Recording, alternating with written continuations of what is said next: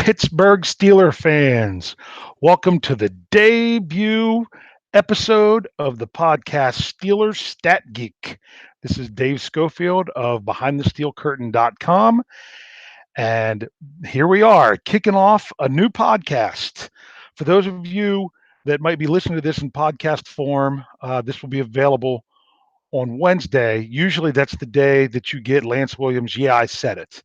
Well, Lance is moving his podcast to sometime over the weekend. I don't know if it'll be available Saturday or Sunday, but it's going to move there. And therefore, with this opening, we thought, let's see what other kind of content we can get out there. So this is it. This is the debut. Before we get into everything, I kind of want to share with how the show's going to work a little bit. Some people might see Stat Geek and they're like, we're just going to hear nothing but numbers and numbers and numbers coming so fast that we don't even know what to do. Well, honestly, that is not going to be the case. We are going to focus on only two or at most three stats going on. The way it's going to happen is we're going to start off the show where we're going to be looking back on the week that was and the stats going on there. And I'm going to bring up one stat that stands out the most. Then I'm going to open it up into the live chat for people to share what if there was any specific number that stands out to them over the last week, and we can bring that up. Then we're going to move on to the future. What to expect? What's a number that's going to tell me how the next week for the Pittsburgh Steelers went? When this gets into the season, it's going to be real simple. It's going to be a number based off of the game they just played and why the result of that game was what it was, the biggest reason. And then it will then be leading into the next week where we will say what's the most important number that we're going to get for the Steelers to have a successful game the following week. So that's what it's going to look like in season. For now, we're just kind of kicking it off as a debut here tonight. And I've already got some stuff lined up. So that's going to be the format. And of course, next week, when we go to do this show, we'll get to actually talk about an upcoming game. Even though it's just going to be a preseason game, I don't know about you. I'm pretty excited about seeing the Steelers on the field for 2019 in action. So here it is. That's how the show is going to be. And I'm excited for those of you that have joined us. So just so you know, if you've never been on here before, if you're on live on YouTube live right now, we have the live chat available.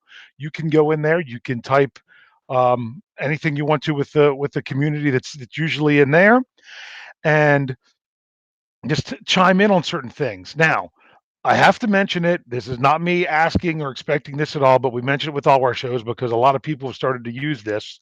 We also have what we call the super chat feature. So if you type in where it says to chat publicly, you can type in what you're going to say and hit the dollar sign that's sitting next to it, and you could donate any amount of money you want to that just goes to the show.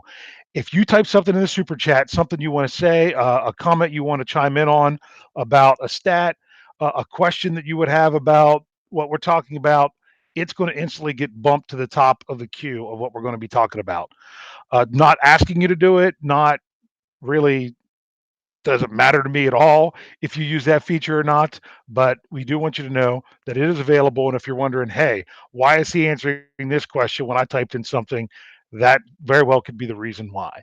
So if you see when this came up, what the title of the episode is, I'm going to talk about a number over the last week, and this number actually came out today that I think is very important for the Steelers in 2019. And that is, if you hadn't heard the news, Stephon Tuitt restructured his contract with the Steelers to move the majority of his 2019 salary into a signing bonus, which means he just got it all right now, which is really nice for him.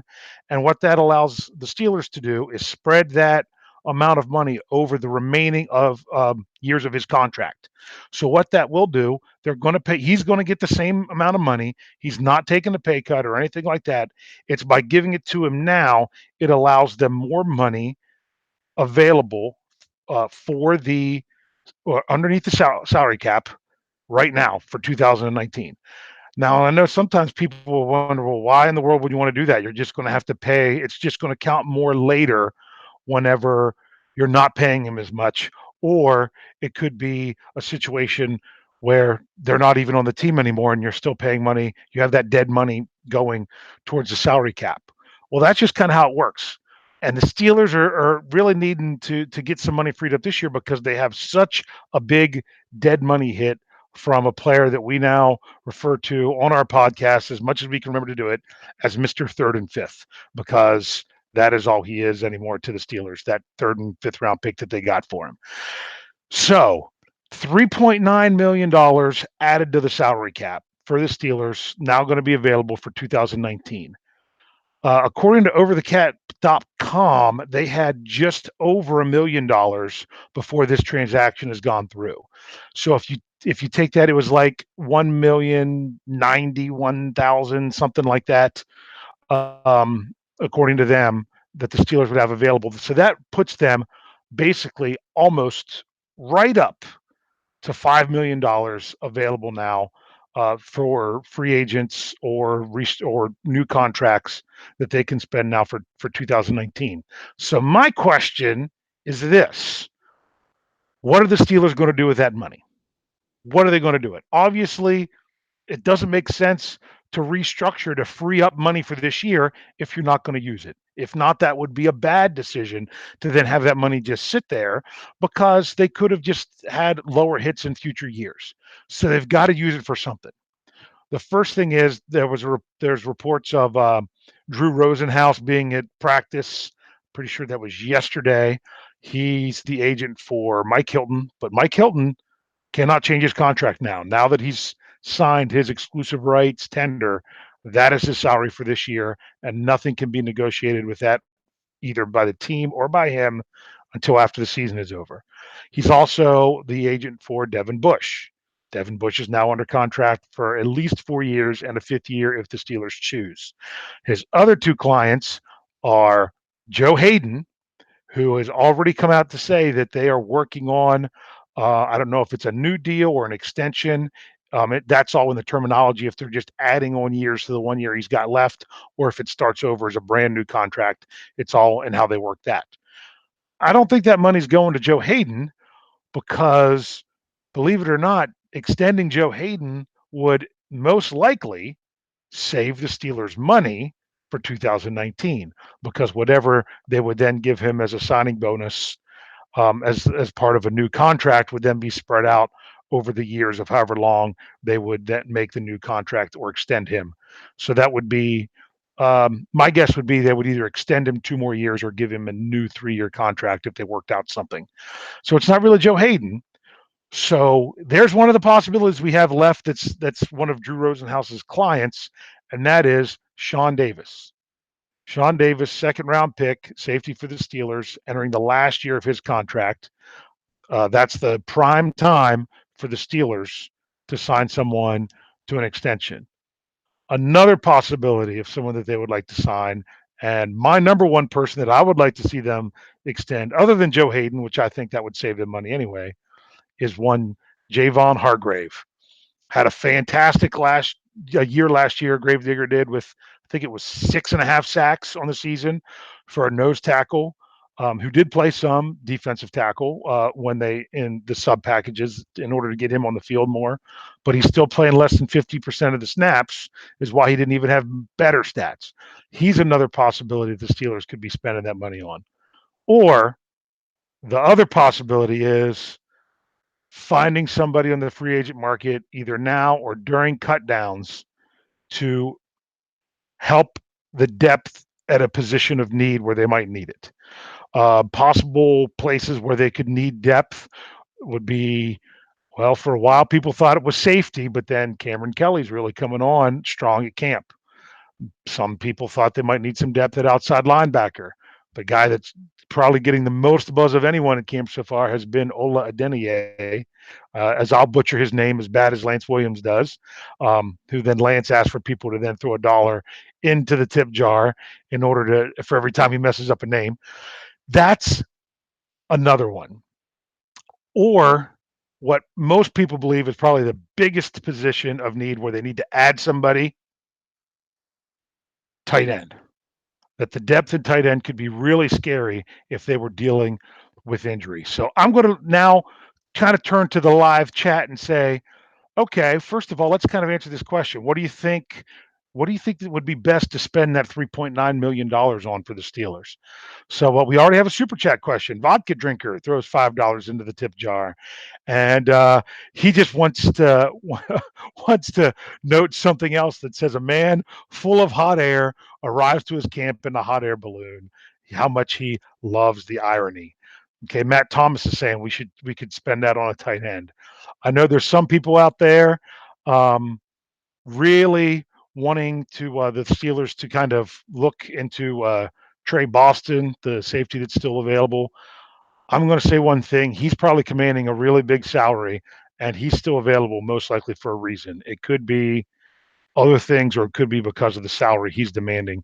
So that one, I don't know, would be the best fit for the Steelers, especially when the Steelers are pretty set with their two starting positions. They're looking probably more for some depth. I need to start back a little bit earlier and try to catch up. Yes, I know that is a beautiful sign behind me of where I traveled to Heinz Field from.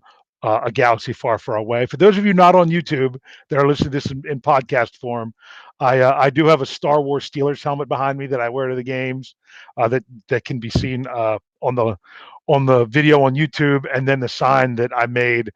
Let's see, which sign was that one? That was the Atlanta game. I did it both times I went, but that this one that's back there specifically is the sign from the Atlanta game. So so here we go. Let's see. I got people already commenting actually on the Color Rush jersey that I'm wearing because they also announced today the Color Rush game will be Monday night, foot after the week coming out of the bye week. So I'm pretty sure that's week 8 against the Miami Dolphins on Monday Night Football. They'll be wearing the Color Rush, and then 2 weeks later at the 425 game against the almost said St. Louis, Los Angeles Rams, they will be wearing their throwback uniforms. And what's great about that is that's actually the two games that right now I'm scheduled to go attend. And let's just throw out another crazy number, another stat. The Steelers, in their color rush uniforms, have a record of 4-0. And in their current throwback jerseys, they have a record of 1-0 because they debuted them last year. So there we go. Is there? I'm going to open up now in the live chat. Is there any other kind of numbers, any kind of stats, any kind of number you want to throw out over the last week that that that anyone wants to mention? This is your chance if you want to throw that in there. If not, here where I'm going to try to catch up a little bit. I got somebody out. Ali is saying, wait till cuts. Don't let the money burn a hole in your pocket. That's a good point. That they don't have to spend it this week unless they're working someone else's contract. Um, so if they can extend Joe Hayden as well, they could be using that Stephon Tuitt savings to sign one of their own, and then any savings they could get from Joe Hayden into signing players that could be cut down when teams go down to their 53-man roster the Saturday after the fourth preseason game, which all those games are played on a Thursday night. So I have some people talking about moving around, trading quarterbacks and things like that. So Mark Davidson, that that's the number I like as well that I mentioned. 4-0. Steelers are 4-0 in those color rush jerseys. I've been to two color rush games already. I was at when they wore them at Tennessee against Tennessee on Thursday night, and I was at the Patriots game last year when that 17-10 win. So that was pretty exciting. Yeah, someone did bring up, and that's part of the reason why I didn't mention him, is that in one interview, apparently Bud Dupree did tell someone that he didn't want an extension. He wanted to show his worth this year and then see what he could get either on the market, on the open market, or with the Steelers. So that's just some of the numbers and things that we have going on, and just double checking to make sure we got everything here. And so um, there we go. Missed that one. I can't believe I almost skipped that one. Use the money. to fix Chris Boswell's leg. Honestly, I don't think his problem is his leg. I think it's between his ears, because as someone who used to coach high school kickers, the best kicker I ever had wasn't the person with the best leg, wasn't the person that could kick from the farthest. He was the person that had the right attitude and mentality in order to be a successful kicker. So, so here we go. Um, yeah, we're getting some other numbers. How about 0-8, the Bengals over their last 8 games?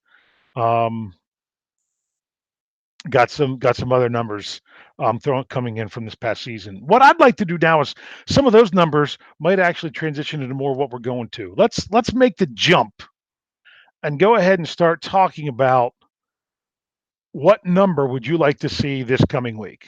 Now, when there's a game, that's going to be pretty simple to be like, well, I'd like to see X number of rushes, or this many passing yards, or this number of sacks, or this is the turnover margin, things of that sort. So right now, we're still dealing with training camp.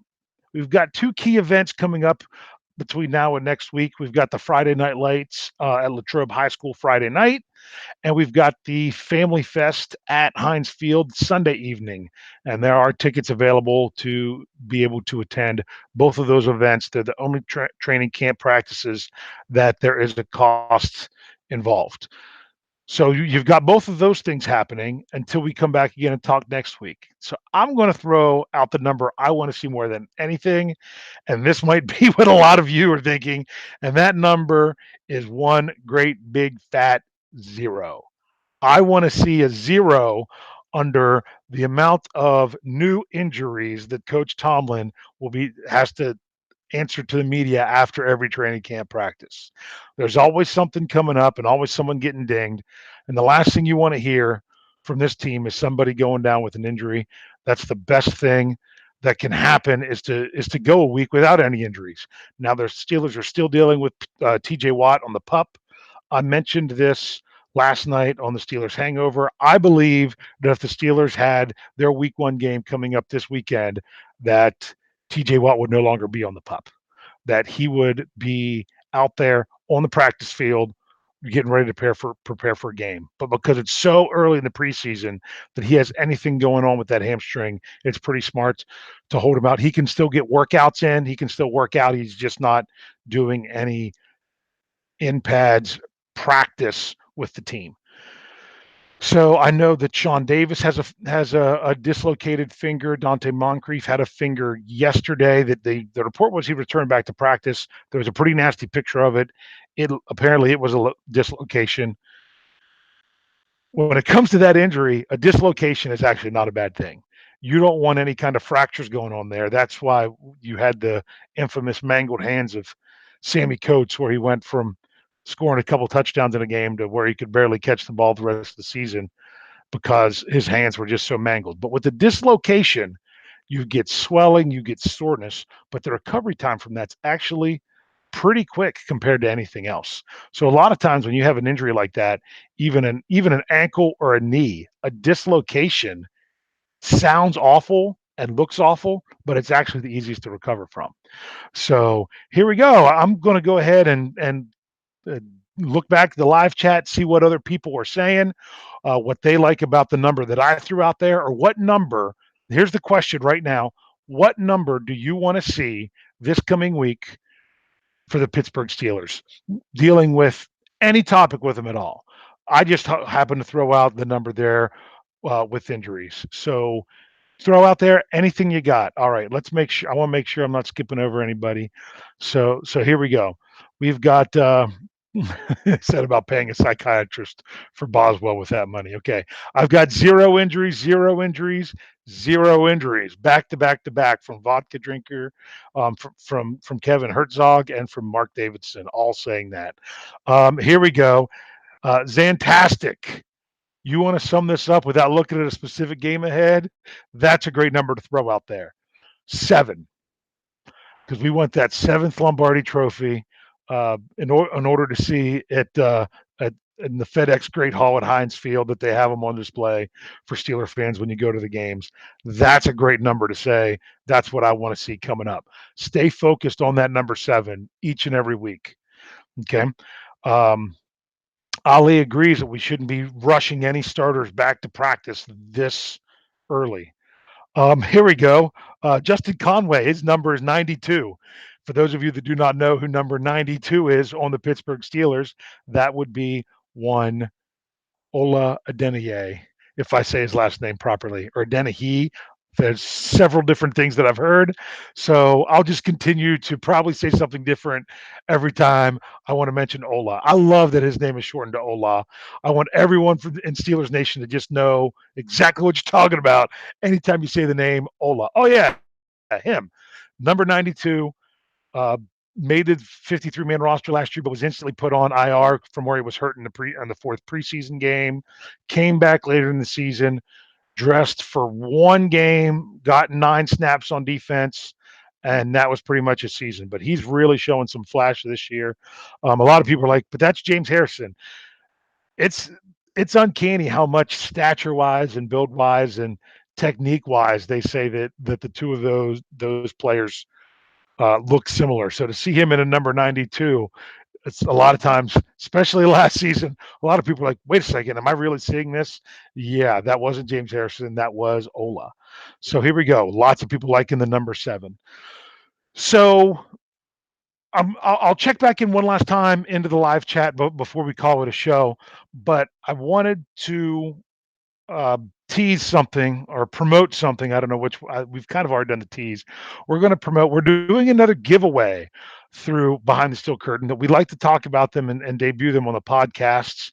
We did a giveaway for the draft party that was the Saturday of the draft at Heinz Field, where someone won 2 tickets to that. Actually, he gave them to his parents. He was on the West Coast, I do believe, and gave them to his parents. And they went, sent us some great pictures, and they had a great time.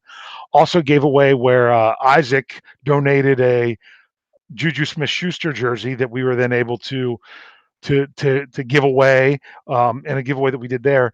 This is a giveaway that we're going to announce exactly what we're doing for it Thursday night on the Steelers preview. That'll be sometime um, whenever Jeff Hartman, Brian Anthony Davis, and myself can all get our schedule to. We're all ready to go, um, and we can get that started on Thursday night.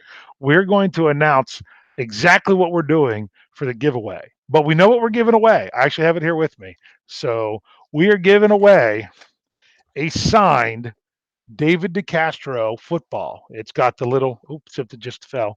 For those of you on YouTube, you could actually see it. It's got a little certificate of authenticity with it, but it is a panel football signed by two-time Steelers All-Pro David DeCastro.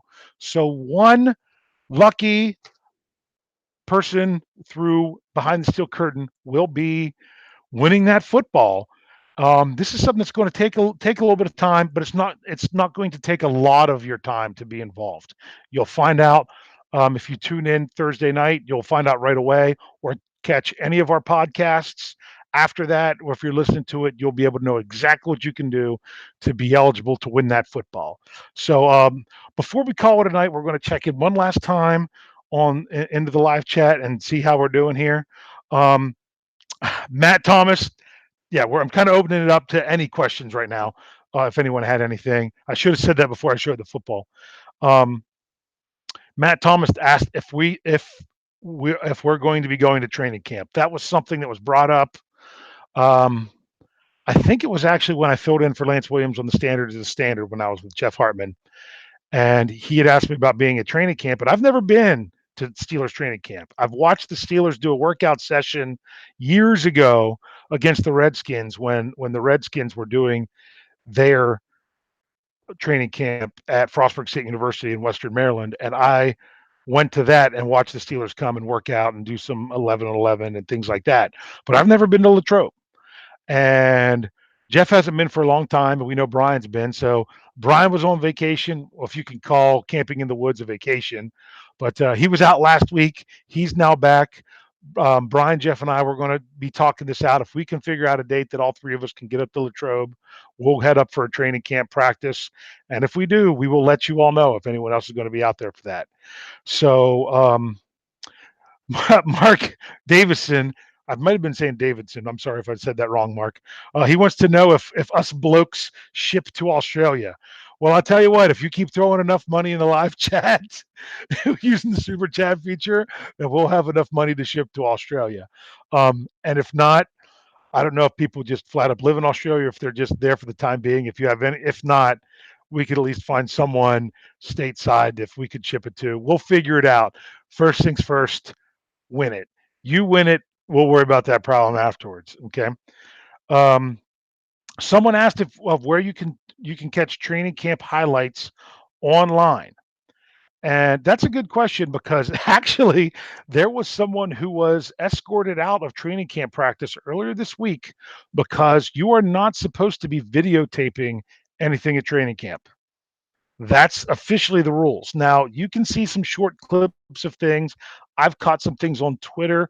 I'm going to tell you that if you want to see some clips or everything else, there's a couple places on Twitter that you could look that I think are the best. Um, I would say Chris Carter of DK Sports Pittsburgh. He's a great follow. Even if he doesn't have videos, he's going to give you some really good updates. Um, let's see, what's the other one? Blitzberg is another one. They do a lot of our content as well. They share a lot of stuff from behind the steel curtain. If there's a good video that someone has out there, they'll get out there to share it. But those are the main two places. Not always with video, but Dale Lally is another one that if you could follow that gives you some really good updates. Um, so here we go. Let me hit a couple more of these real quick before we call it a show. Um, how do I think Devin Bush will do this year? That's from Antonio. I'm going to say I think he's going to be a rookie, but I think he has a chance to be in the running for Defensive Rookie of the Year. He has the potential, but like Jeff likes to say often, is all potential means is that you haven't done it yet. Well, the reason he hasn't done it yet is he hasn't had the chance. Let's get a couple preseason games under our belt with him. I really like what I saw a report of the Steelers in 11-11 drills had Vince Williams and Mark Barron out there when they had two linebackers lined up. Then they went into dime, took both of them out, and put Devin Bush in. Then when they went back to either base or nickel, Devin Bush came out and both of them went back in. So they were really, really working some of that rotation stuff. Um, how about should Chicolo start over Ola if Watt is hurt? As of right now, I think they would do that mainly because of what Lance Williams would say would be pedigree. He's been with the team longer. He was a draft pick, and they did re-sign him this past season. But if you want a bold prediction from me, I'm going to say that I think eventually Ola could start to take some of those snaps away from Chicolo. Um, so here we go. Got more people talking about about shipping the football. So here we go. Do we think Ola is a better pass rusher than Bud? The biggest problem with that is we don't have a big body of work to judge with Ola. We have preseason games from last year and reports from training camp this year. So I'm going to say that's got to be remain to be seen. I think he potentially could be, but let's get some more preseason games in our under the belt and see where he stands when it comes to 53-man roster come week one. So I'm going to go. Let's see. I'm going to find one more question here before we call it a night. Has Dupree really shown anything new this year? Um, my answer to this is going to go back from when Jeff Hartman did Steelers one-on-one last week with Chris Carter from DK Sports Pittsburgh, and he said when he spoke to Bud the Dud, when he spoke to Bud Dupree in the locker room at the end of last season, that his biggest thing was they were finally just saying, "You go out and be you. You just go back, get the quarterback. You be yourself. Be the player you are." So there's kind of a report there, kind of an inference that perhaps Joey Porter as the coach was trying to make Bud more of the player that Porter was rather than playing to Dupree's strengths. I don't know if that's what he was saying. Sometimes with Dupree, he has a tendency to talk a lot, even at times that he shouldn't. That I don't know if that's what he was implying or not, but he's in a contract year. He said he's excited about being in a contract year to go out there and show what he can do, hoping to have his best year yet as a Steeler. So the biggest thing with him is people feel like he doesn't have a variety of moves. That his biggest move is I'm going to try to be quicker and beat you around the edge. And if he can't win that battle, then he's not as effective. But we'll see what he's working on. We'll see what he can do with this season coming up. But want to thank you all for tuning in. I know we didn't jump into a bunch of stats or anything, which is fine. But just to recap, 3.9 million. Steelers freed it up today. They have that cap space to at least do something to either extend one of their own or they have more money to then sign people that they could possibly want to bring in. Another number is 0. We want 0 injuries between now and when we come back next week. We don't want to hear about anything major going on. And something I'm going to throw out there as one last number is I'm going to say 5. This is to end the show. 5. I think that within the next 5 days, you'll see the Steelers make at least one roster move from training camp, whether because one of the guys further down the depth chart is hurt and they need someone else in camp for them, or if they just decide, hey, we see someone out there and this person isn't working out. If the last few years mean anything, they've gone generally. If you're not even talking about injury, if they just make a move not dealing with injury, it's been within the first 8 days or so of training camp. And then based on injury, sometimes that's sooner. But luckily, there hasn't been any injuries like that have knocked anyone completely off the roster. So, want to thank you all for joining in for this. Hopefully, we can be back next week and have some great numbers to talk about. And you have just joined me in a nice geek session. I hope you all enjoyed it, and I'm going to send you out. And what's kind of become our signature sign out is just to remember that that all these podcasts we have a if adding this extra podcast, that now means that we should have 6 podcasts available for you, most of which now are on YouTube. Now that the Hangovers made the jump to YouTube, we're trying to get, I said it, to YouTube. But we also have the Burning Question. We have the Steelers Preview. We have the Standard. All of these shows, check them out on YouTube. If not, if you listen to this in podcast form, we are available anywhere you can find podcasts. Just look for either Behind the Steel Curtain or BTSC Steelers, and you can find them. So thanks for joining in, and tune in, tell a friend, and subscribe. Thanks for coming.